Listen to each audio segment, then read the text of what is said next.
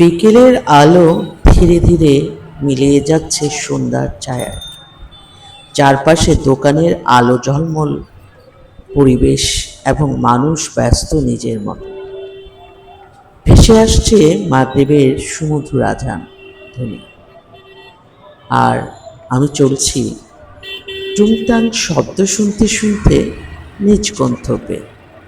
কিন্তু এখানে রয়ে গেছে আরেকটি গল্প। আসসালামু আলাইকুম। বাংলাদেশি লাইফস্টাইল ব্লগস থেকে সবাইকে স্বাগত এবং শুভেচ্ছা। আশা করি সকলে অনেক অনেক ভালো আছেন, সুস্থ আছেন, নিরাপদে আছেন। আজ এসেছি একটি টুংটাং রিকশার গল্প নিয়ে, যেখানে রয়েছে কাবাবের গন্ধ, আলো ঝলমলে এই সন্ধ্যার আলোকিত শহর। সাথেই থাকুন, রয়েছে ছোট্ট একটি গল্প, কিন্তু বেশ চমকপ্রদ।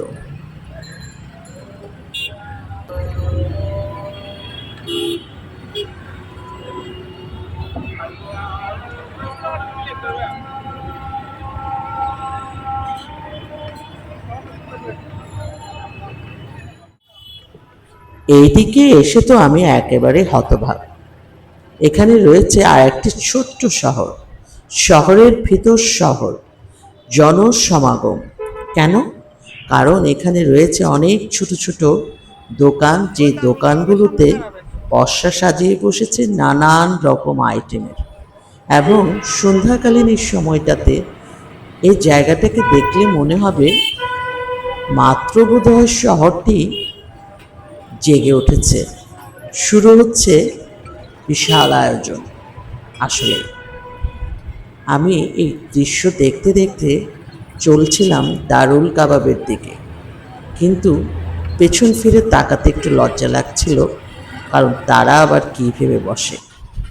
যাই হোক, আলোটা দেখতে, চারপাশের গোধূলি আলো, সন্ধ্যার আমেজ, মাগরিবের আজান, সব মিলে একাকার হয়ে আছে পরিবেশটি। কিছুটা শান্ত, কিছুটা কোলাহল। দেখতে দেখতে চলে এলাম দারুল কাবাব। রয়েছে কিন্তু গল্পটা এখানেই। সেদিন দারুল কাবাবের আমি কাবাব আর পরোটা নিতে গিয়ে এই নানটা আমি দেখেছিলাম। তখন আমার ইচ্ছে ছিল নানটা আমি খাবই। নানটা খাওয়ার জন্য বেসিক্যালি এখানে আসা, কিন্তু এখানে অপেক্ষা করতে হয়। তো ওনাদের সাথে গল্প করতে করতে এই বিষয়গুলো দেখছিলাম। আমি অর্ডার দিয়েছি বাটার নানের, প্রতিটা নান 40 টাকা করে।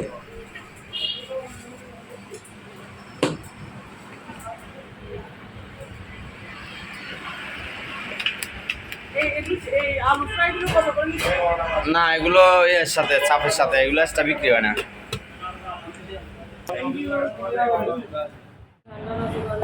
নান আপনাকে তৎক্ষণাৎ বানিয়ে দেওয়া হবে। এ ফাঁকে আমি রাস্তাঘাটগুলো চোখ বুলাচ্ছিলাম, চারপাশে এত ভাল লাগছিল।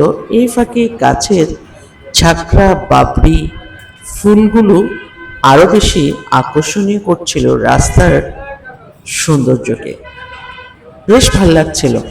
আরো মজার বিষয় হলো, এখানে মানুষজনের সমাগম এই সাইডটাতে একটু কম ছিল, সবাই নামাজ পড়তে গিয়েছে। আমারও ঘরে ফেরার তাড়া, আমি খুব দ্রুত এই কাজটি করে চলে যাওয়ার অপেক্ষায়, এবং তার হাতে এই কাজটি দেখছিলাম, অর্থাৎ বাটার নান কাকে বলে। একটু পরে গল্পটি আরো জমে উঠেছিল। আমি এই ফাঁকে কাবাব দেখছিলাম। আপনি যাই বলেন, কাবাবের গন্ধে মনে হচ্ছে এখনই বুঝি এখান থেকে শিক থেকে মুরগিটা তুলে নিয়ে রুটি দিয়ে সালাদ দিয়ে মজা করে খেতে বসে যায়। কিন্তু এখন তো তা সম্ভব নয়। এই ফাঁকে আমি এটা দেখছিলাম মনের আচ্ছন্নে। আর চারপাশের এনভায়রনমেন্ট তো রয়েছেই, কিন্তু এরপরে যে বাক্যগুলো আমি শুনেছিলাম, কিছুটা হাসছিলাম এবং কিছুটা অবাক হয়েছিলাম। হ্যাঁ,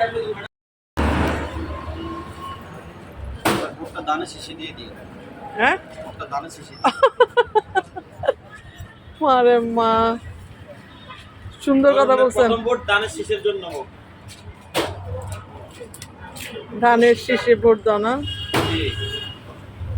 দেশটাকে কি করবেন আগে সেটা বলেন। দেশটাকে আমরা অন্য অন্য প্রধানমন্ত্রীদের মতো বলবো না যে ডিজিটাল হিসেবে পরিণত করবো, আমরা কাজে প্রমাণ করবো দেশের শিক্ষা ব্যবস্থা, দেশের শৃঙ্খলা ব্যবস্থা, আমাদের বস ওকে, দেখা যাবে তাহলে ইনশাল্লাহ ইনশাল্লাহ। তরুণদের Okay, thank you. তাদের শীষের জন্য হোক। ইনশাল্লাহ ইনশাল্লাহ। জি। ভাইয়া ফিরছি আমি আমার গন্তব্যে। ওনার বক্তব্যগুলোকে নিয়ে ভাবছিলাম, আমি আসলে এক্সপেক্টই করিনি এমন একটা পরিবেশে এমন একটি বাক্য আমি শুনবো। আসলে দেশ নিয়ে ভাবনা চিন্তার অবকাশ নেই বললেই চলে, কারণ জীবনের দৌড়ে এত ব্যস্ততা, সে ব্যস্তময় জীবনে এই সাইডটা আমি আসলে ভুলেই গিয়েছিলাম। আজ উনি আবার মনে করিয়ে দিলেন, আসলেই তো আমরা এখন কোন অবস্থানে আছি, সামনে আসলে হতে যাচ্ছে কি। থাক, এটা না হয়ে ছেড়েই দিলাম ভবিষ্যতের উপর। আমি এখন বাসায় গিয়ে এই নান দিয়ে রুটি যাতে চুবিয়ে চুবিয়ে খাওয়ার একটা ভীষণ অদম্য আগ্রহ মনের মাঝে আকুপাকু করছে।